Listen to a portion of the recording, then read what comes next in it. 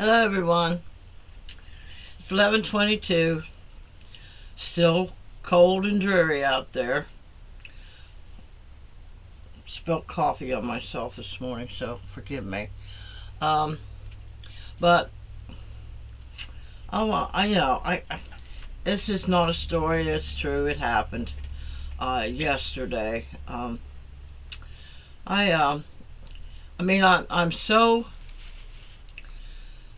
I'm so disturbed about how society and the systems that they got out there that say that they can help people and they can do various things for them. And I mean, way back when I can remember, they didn't have all the kinds of help and stuff that they have for people today. But with watching how my daughter has to sift through everything that the system has to offer to help uh, people that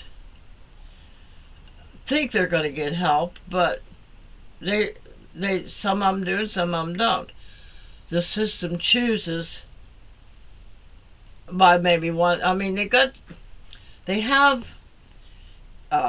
different agencies and stuff to do this, that, and what, and maybe some of them work together and some of them don't. But my daughter works in a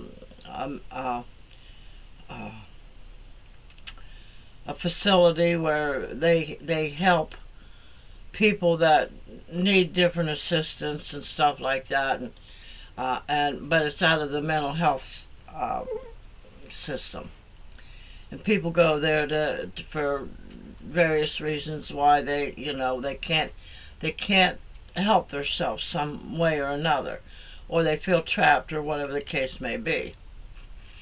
And when you deal with those people that feel trapped and but want to make their life better, the system chooses which one to help. All you have to do is, oh well, let's see. One minute they say, well, this different organization, well, we can only help you if you have a job. Another one says, well, if you have a job, we can't help you. Another one will say, well, you make too much money because of this, that, or what not. I mean, they're not looking at the whole case scenario about how people happen to be in that position or how they got that way, and not looking at their past life experiences as to how they're in a position where they need help. Well, I know you all know some of my past history, that I grew up very poor to begin with, and we had very little food and different things like that. I mean, we learned to live without food. Let's put it that way. I mean, every once in a while, I mean, every other weekend or something like that, we got to go to our aunt's for a really nice meal and things like that. But for the most part, in the summertime, all we ever got was maybe sometime Mom would get paid at the first of the month, which she only got $115 a month. And of course, we lived in this rickety old house that was my stepdad's, and he was always in prison of one form or another, always out gallivanting with other women.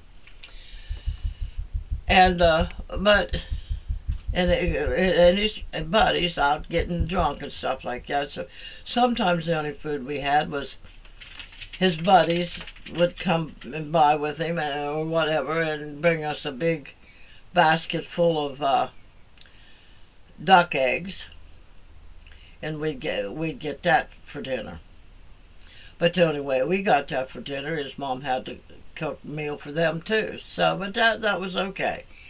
Blackberries was one of our main courses when it was summertime. But the whole point to this video is there's many, many people out there that's had to struggle with many, many different things and how we had to grow up.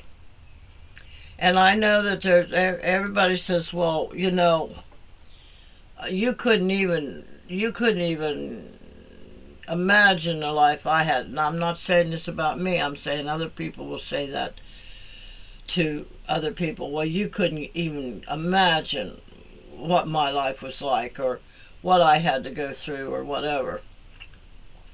Well, I had to go to the grocery store yesterday to pick up my groceries. I had my blood pressure medicine was ready, and I had to go down and pick that up. But you used to be able to go call them and tell them you're there, and they'd bring it out to you, but they don't do that anymore. So I went ahead and said, well, I'm going to order some groceries because I got paid yesterday, and so I went ahead and ordered me some groceries. And then, of course, you put in the app when you're coming and stuff after they let you know that your order is ready. So I thought, well, since I got to go in and get the medicine first, I'd go in and get the medicine first and then come back out and let them know that I'm there, and they could bring my groceries out. So I'm standing in line at pharmacy, and I happen to recognize this lady that I had known from a long, long, long time ago.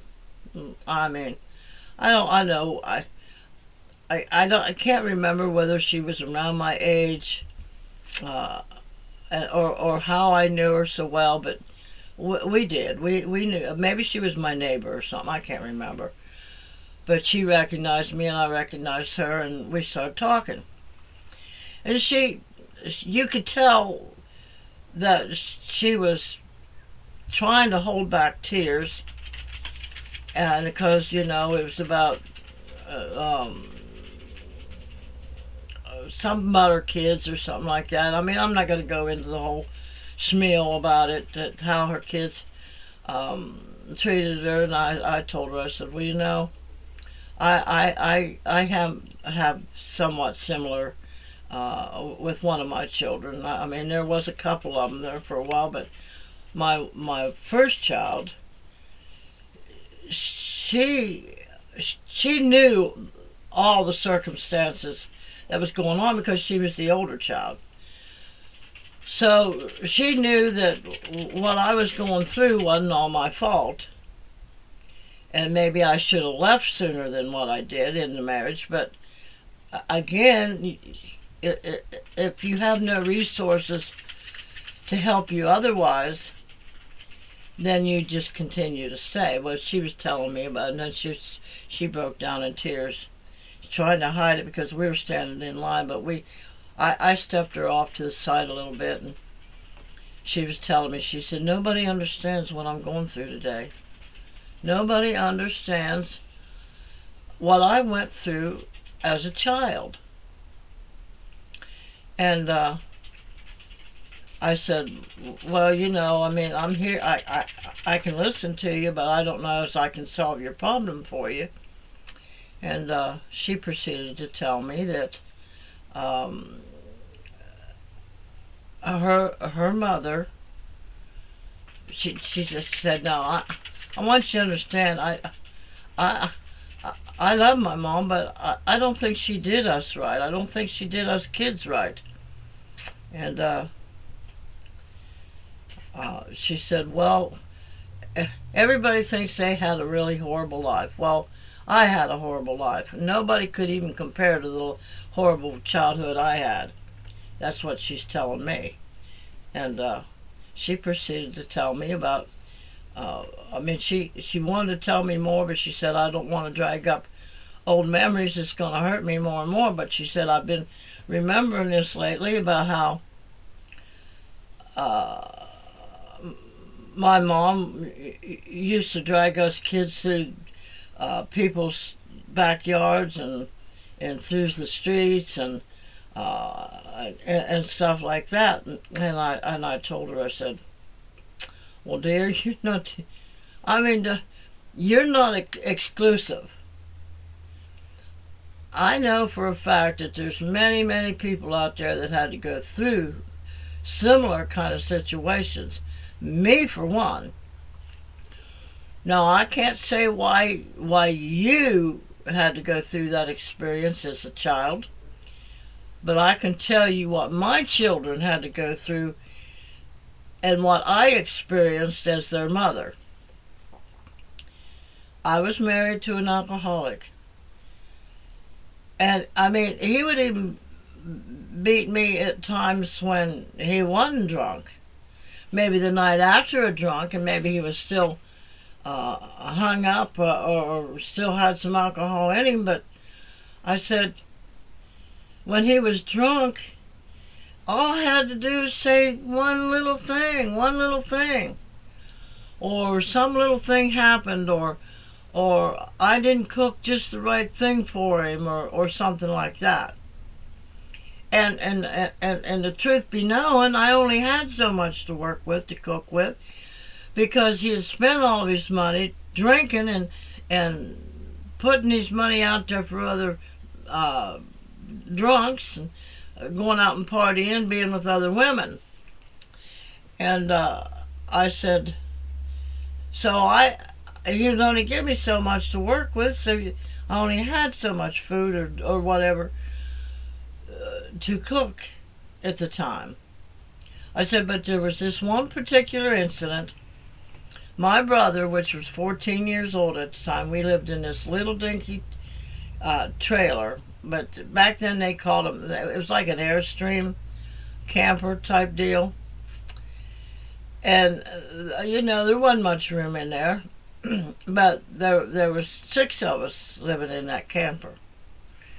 And he come home drunk one night. Well, I think he had taken my brother with him, but my brother was only 14, so I'm not sure about that. But my husband, the children's father, was out drinking, and he come home and wanting certain foods and stuff like that, but he was in a fighting mood. Why, I do not know, whether something happened out there, but he got like that a lot when he was drunk. Past a certain point, he'd get like that. Well, he's fighting with me, trying to fight with my brother, trying to knock me around and stuff like that, and my brother started sticking up for me and things, and before it was all said and done, he took and ripped the phone out of the wall, tore the cord off, so nobody can make any phone calls. So, and then he left. Well, now, all of us were scared to death. Now, that wasn't my first time of being scared. But I knew, I learned to know when I needed to get out. There was sometimes you just couldn't talk to him. And that was one of those times. So my brother worked at putting the phone back together. And he called our sister. It was dead of winter, snow on the ground. And got a hold of our sister and asked her to come and meet us at the other end of town. And there we go.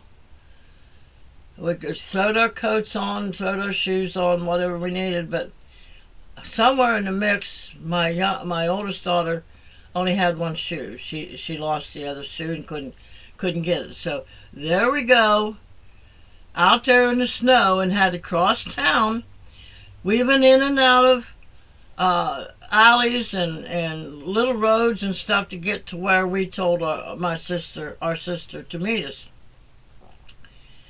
And I told her that, and that surprised her. I said, yeah. I said, so dear, you're not the only person that lived those kind of experiences. And when she got there, then, we were cold. We were cold. We jumped in the car, and she had the heater on, naturally, and everything. And so she took us to our mom's place.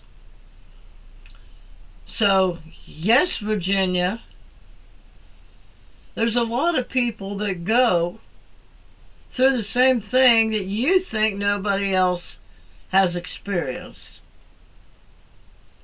A lot of us had to dodge bullets, so to speak. Had to run for our lives. So me as a mother, I have been looked down on by my children, even though they love me, that why were certain things going on in our life, why I did some of the things that I did. Like I said, my oldest daughter understood. The other two wasn't too keen on it, especially the younger one, not understanding a lot of things. So children grow up to what their eyes see and perceive growing up. They only see what the one parent is doing, which is trying to save all of our lives, or even who knows what all could have portrayed if we'd stayed there when he come back even drunker. So, yes, Virginia, Robert, Belinda, Samuel, whatever your childhood was, believe me, there's somebody out here that experienced the same thing or similar. You're not exclusive. So yes, I told her, I said, yes, I know exactly how you feel, because I had to do it. And my children now are saying, not all of them, but why did I stay? Why did I this? Why did I that? Sometimes you just don't have any other options. So, but yes,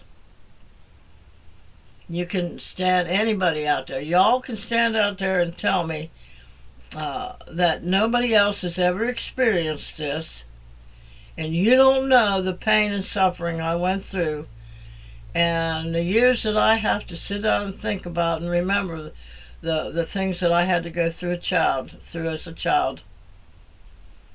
Yes, yes, I do. I know exactly, and this is why.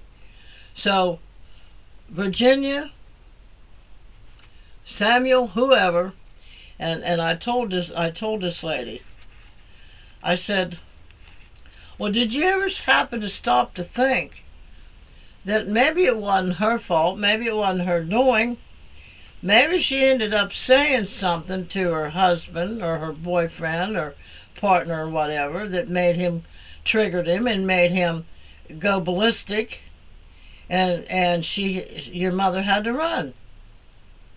Did you ever stop and think about that? I mean, as an adult, can't you think? Can't you think back that maybe it wasn't her fault? She was running for her life and her children's life. I'm just saying, and that's what I told her.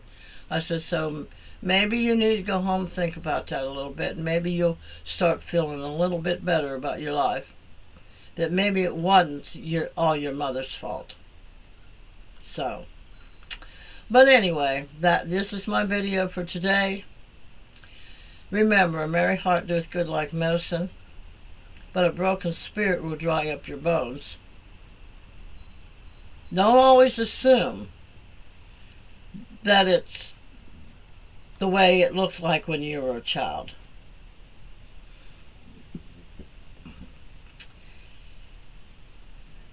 But remember this, if you believe you can or if you believe you can't, you're right either way.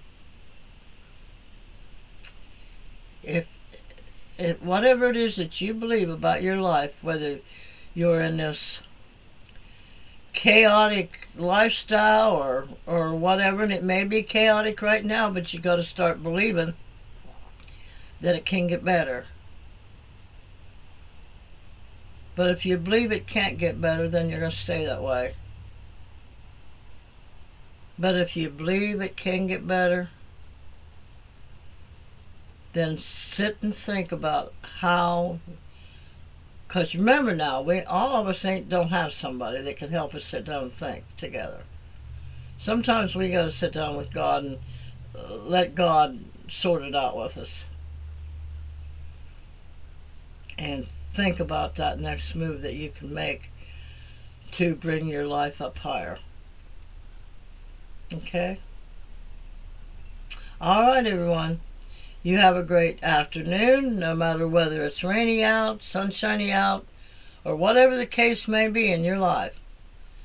Try to find a way, as I am, working on it. Because I've had my ups and downs in the last couple of days too. So you all have a great day. I love y'all.